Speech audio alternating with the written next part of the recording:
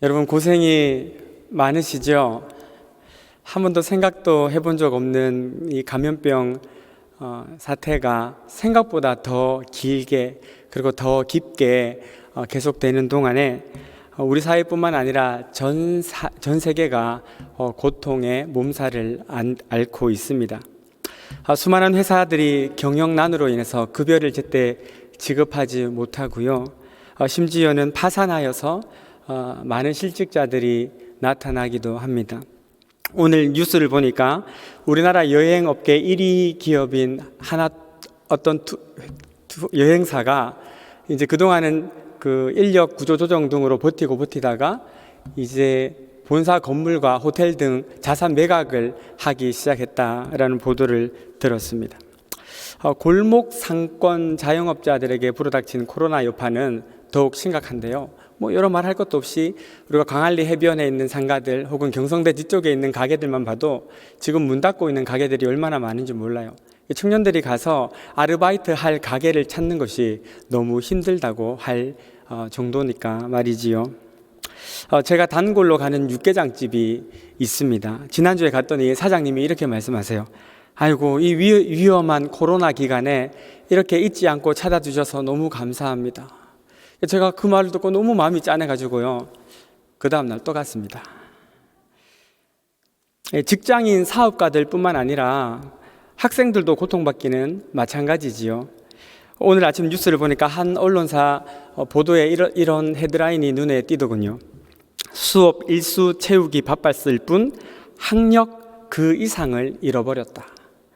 신입생들은요, 온라인으로 입학을 하고 괜찮아지겠지라는 희망 고문 몇 차례 이후에 온라인으로 종업식을 하게 되었습니다. 그런데 원격 온라인 수업은요, 학력 손실의 문제만 학생들에게 준 것이 아닙니다. 관계 단절은 물론이고요, 생활, 건강, 정서 이런 종합적인 차원에서 보면 학교 현장 교육을 통해서만 줄 수 있는 모든 성장과 교육에 제동이 걸려버리게 된 것이지요. 현장 교사들과 교육복지가들은요, 온라인 수업으로 수업 일수를 채우는 것만으로는 현장만이 줄 수 있는 통합적 교육이 이루어질 수 없다라고 입을 모아 이야기합니다. 교회는 또 어떻습니까? 교회라고 코로나 바이러스가 비켜갑니까? 오늘 기도원 원장님이 말씀하신 것처럼 우리가 기도하면 하늘에서 신선한 공기가 내려와서 코로나 바이러스를 물리쳐 줍니까? 아니지요. 철저하게 방역수칙 지키고 거리두기 등 정부와 지자체 지침을 준수해야 되지요. 실제로 대부분의 교회들이 그 지침을 잘 따르고 있지 않습니까? 그러다 보니까 대면 모임을 가지지 못하게 되고요.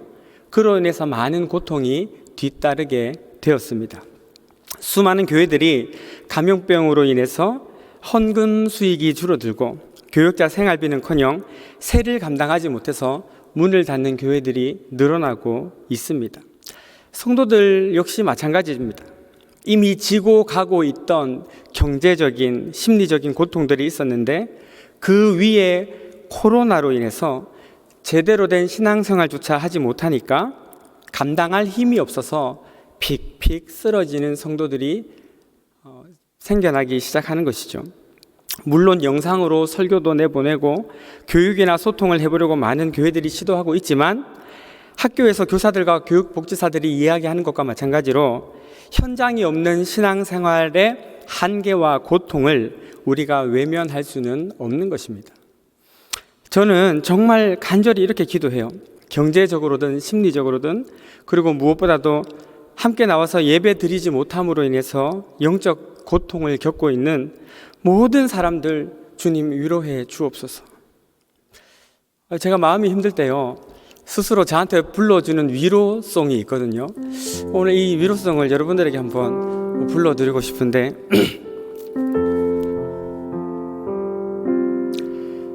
당신이 힘들다는 걸 알아요. 아픔이 너무 많다는 것도 위로하길 원해요.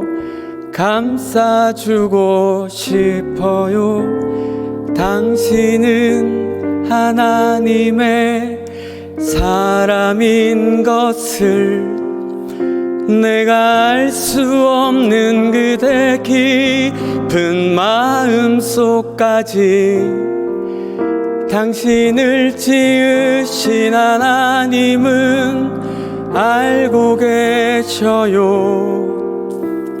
위로하길 원해요. 감싸주고 싶어요. 당신은 하나님의 사람. 우리 본당에 몇 분 앉아 계시고 또 가정에서 함께 예배 드리고 계신 분들이 있으실 텐데요. 우리 옆에 계신 분들과 한번 이렇게 인사했으면 좋겠습니다. 하나님의 위로가 당신과 함께 하길 바랍니다. 이렇게 한번 인사하시죠. 네, 우리 마스크 썼으니까 괜찮아요. 예, 좋습니다.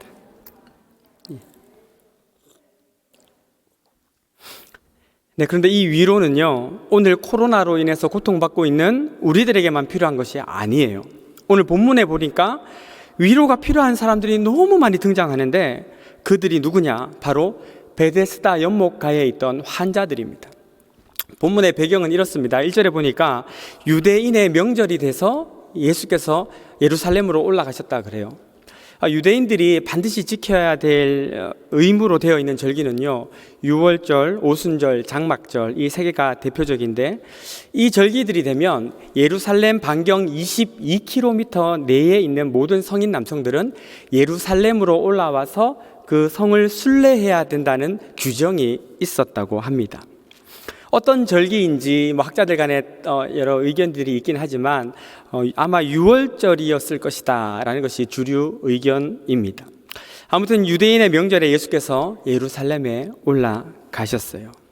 예루살렘 북쪽 성곽 쪽쯤에 그 양문이라는 문이 있는데, 이 양문은 양이 들어갔다 왔다 하는 문, 그러니까 이제 제물로 쓸 동물들, 짐승들이 드나들던 문이 바로 양문이었습니다.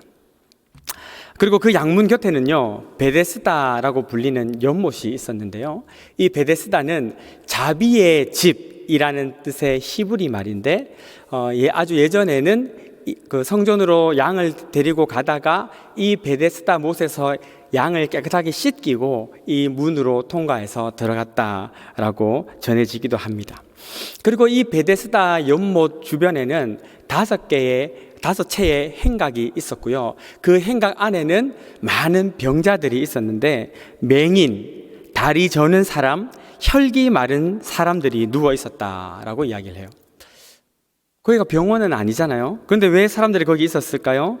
잘 아시다시피 그 베데스다 연못에는 가끔 천사들이 내려와서 물을 움직이게 하는데, 이 물이 움직인 그때에 가장 빨리 물에 들어가면 어떤 병이든지 낫는다라는 소문이 퍼진 그런 기적의 연못이었기 때문입니다.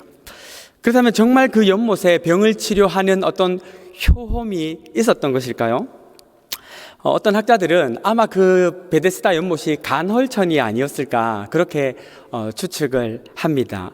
이 간헐천이 뭐냐 하면 어떤 간격을 두고 열탕이나 어떤 수증기가 이렇게 솟구쳐 오르는 일종의 온천 같은 것인데요. 간헐천이 간헐하는 동안은 짧게는 수초, 길게는 한 2달 정도까지 물이 움직이게 된다고 합니다. 대부분의 간헐천은 땅속 마그마와 화산 활동에 의해서 이루어지는데, 그 속에 있던 황 성분이라든지 또는 따뜻한 물 온도 때문에 실제로 피로 회복이나 근육 이완 효과 혹은 피부 질환 개선에 효과가 있는 것으로 알려져 있지요. 그러면 우리가 이렇게 추측해 볼 수 있지 않겠습니까? 어떤 사람이 피부가 가려웠는데 어느 날 간헐천인 베데스다에 들어갔더니 그 물 속에 있던 어떤 땅 속에서 올라온 어떤 성분 때문에 피부의 가려움증이 나은 거예요. 그리고 어떤 사람이 몸이 너무 찌뿌둥한데 마침 물이 움직일 때 들어갔더니 따뜻한 물에 몸이 녹아가지고 이게 좀 근육통이 해소가 된 거죠. 그러면서 소문을 내기 시작하는 것입니다. 야, 내가 저기 연못에 몸을 담궜더니 피부가 나았어. 근육통이 나와버렸어. 그리고 그 소문은요, 저 점점 몸집을 불려가더니 결국 오늘 본문 4절에서처럼 어떤 병에 걸렸든지 낫게 되는 기적의 연못으로 탈바꿈하게 된 것이죠. 또 다르게 생각해 보면 전혀 근거가 없는 소문이 일어났을 수도 있겠다 싶습니다. 왜 중증 병환으로 고생하는 분들에게는 그것이 사실이든 아니든 상관없이 작은 희망이라도 붙잡고 살면은 마음의 또 고통이 덜하다, 이런 것을 느끼는 경우가 심리학적으로 많이 있지 않습니까? 저는 실제로 중증 질환을 앓고 있는 자녀를 둔 부모가요, 평생 동안 희망의 끈을 붙잡고 이것저것 돌아다니며 고생하는 것을 본 적이 있습니다. 저 한의원에서 그 병 잘 고친대 그러면 그 아픈 애를 데리고 가서 피를 한 바가지씩 빼요. 저 절에 가서 스님 앞에 나가면 잘 고쳐진대. 그러면 그 스님 앞에 가가지고 10손가락 10발가락 다 따고 비싼 부처님 그림을 사서 집에 걸어놔요. 심지어 교회 다니면 낫는데 그 이야기를 듣고요, 새벽 기도를 나가기도 하지요. 그렇게 30년 동안 소문난 이 땅의 베데스다들을 돌아다니며 희망을 가지게 되는 것입니다.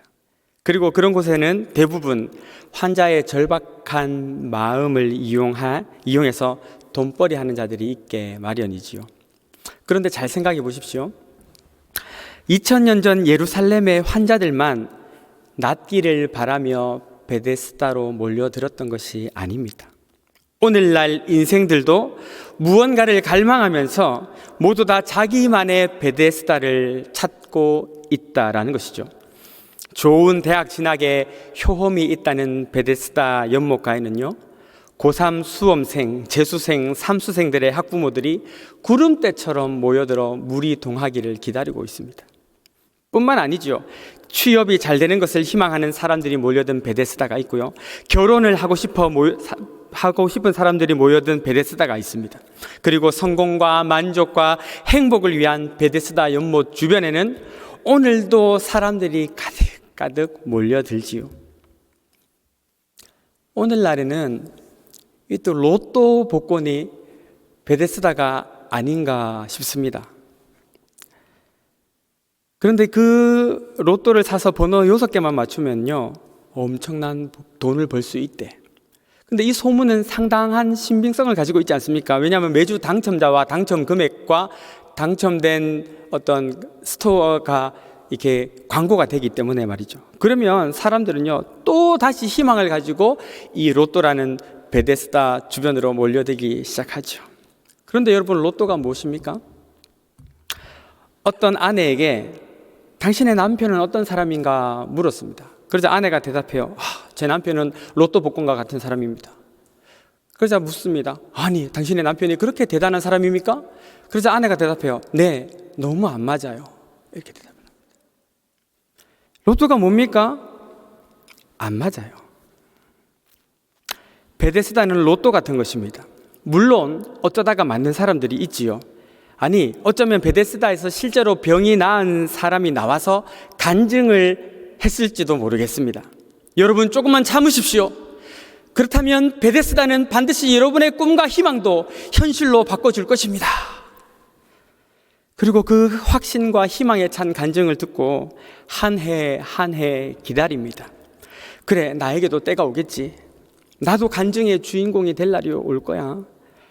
그런데 그렇게 기다리다가 무려 38년 동안 기다렸던 병자가 오늘 본문 5절에 등장합니다.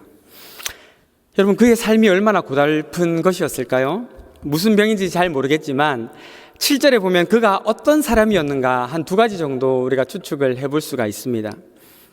7절은 이렇게 이야기합니다. 병자가 대답하되 주여, 물이 움직일 때에 나를 못에 넣어주는 사람이 없어 내가 가는 동안에 다른 사람이 먼저 내려가나이다. 여기 보면요, 이 사람은 먼저 중증 환자다라는 것을 알 수가 있어요. 그 연못가의 모습을 여러분 한번 떠올려 보십시다.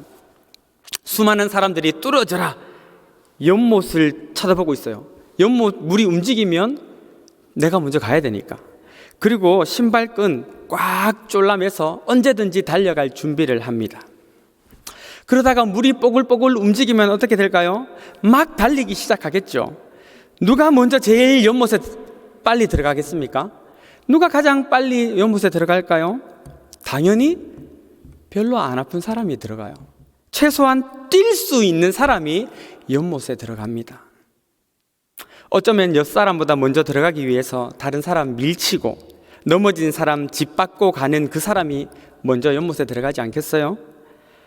진짜 치료가 필요한 중증 환자는요, 출발도 못하고 게임이 끝나버립니다. 게다가 여기 보니까 맹인이 있다 그러잖아요. 이 시각장애인의 경우는 더 상황이 심각합니다. 물이 움직이는 게 안 보여요. 도저히 들어갈 수가 없습니다. 이것은 승산이 없는 게임이에요.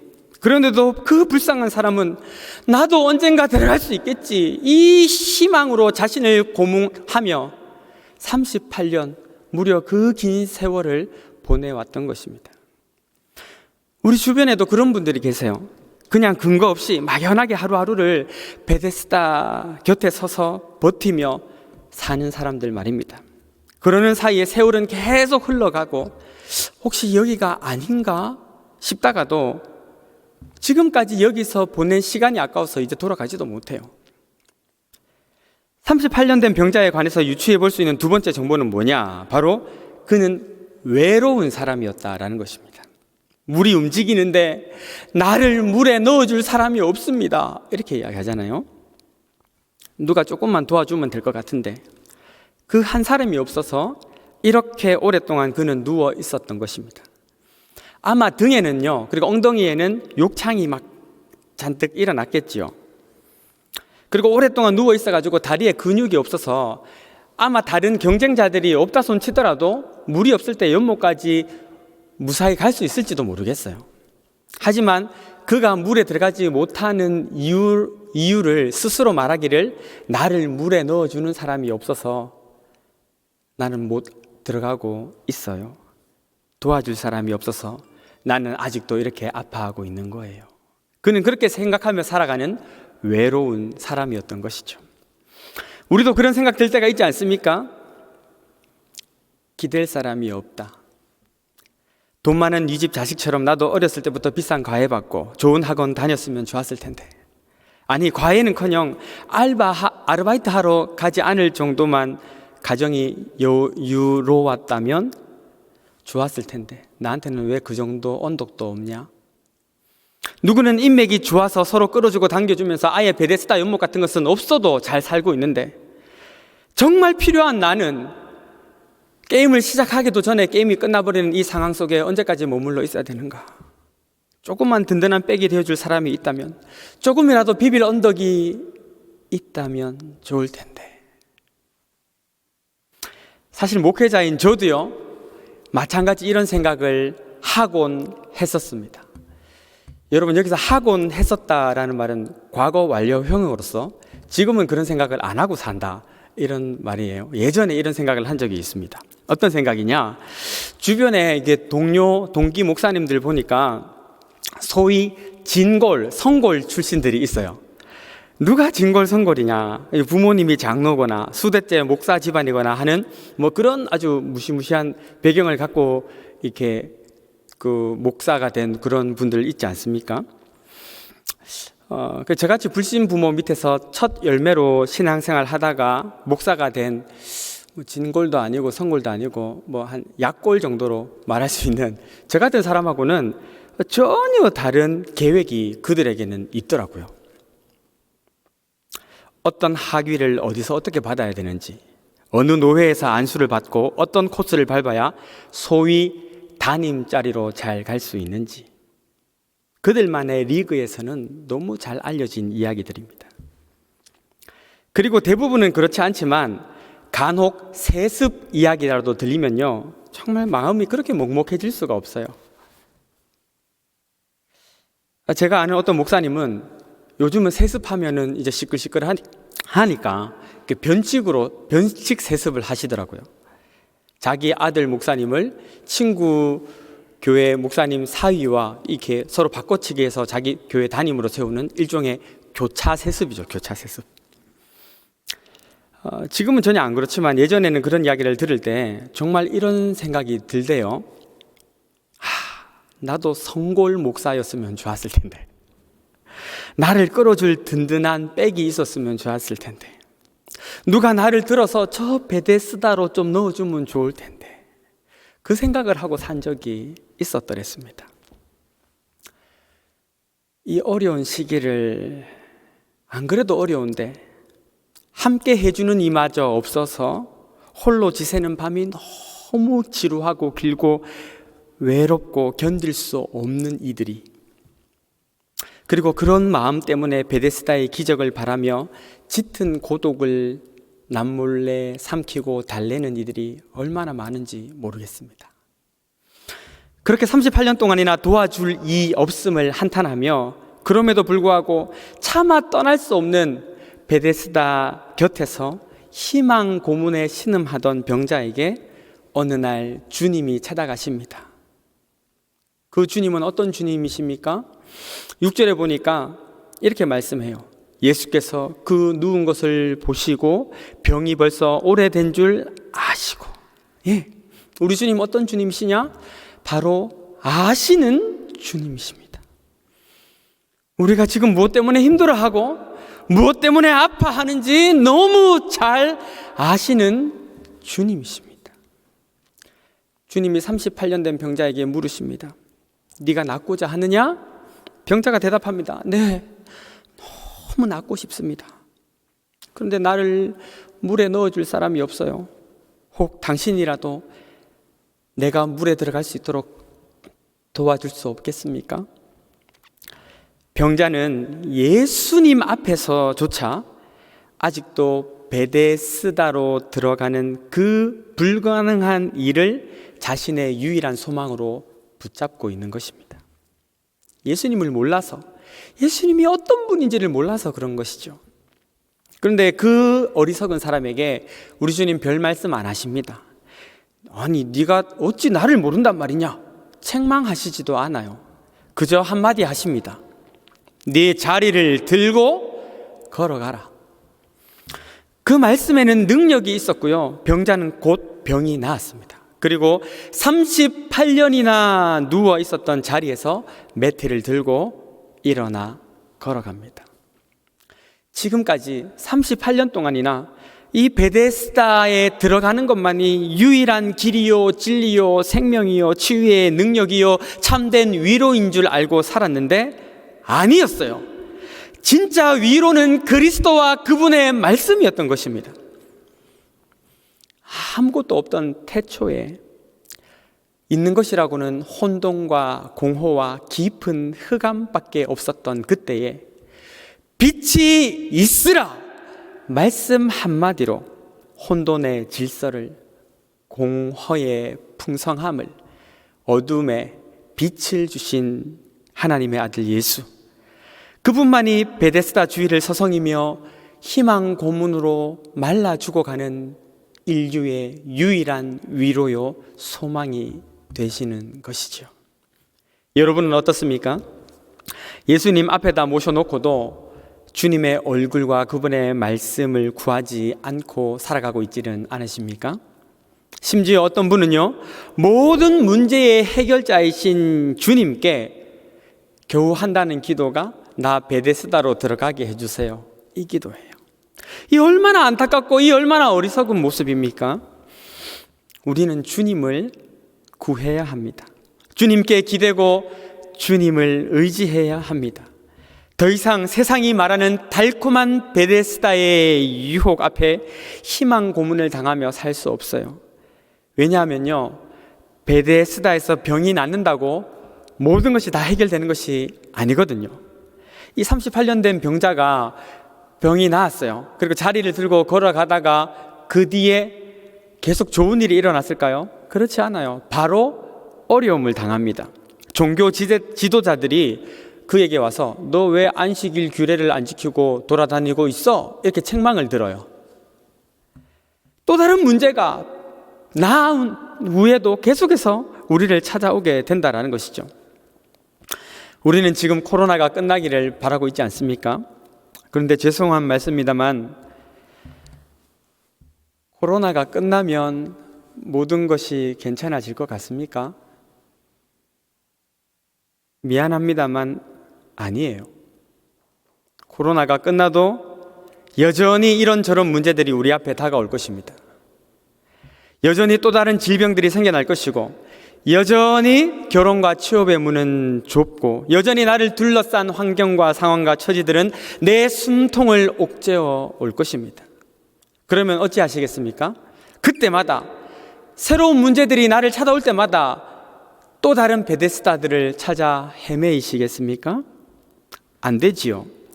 이제 베데스다의 허상을 버리고 문제 해결의 실상인 예수 그리스도께로 나아가야 합니다. 자리를 들고 일어나야 합니다. 그러기 위해서 무엇이 필요합니까? 주님의 말씀이죠.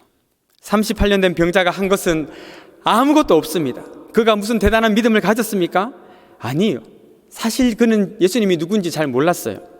그가 무슨 선을 행했습니까? 무슨 헌금을 많이 했습니까? 아니면 죽도록 충성했습니까?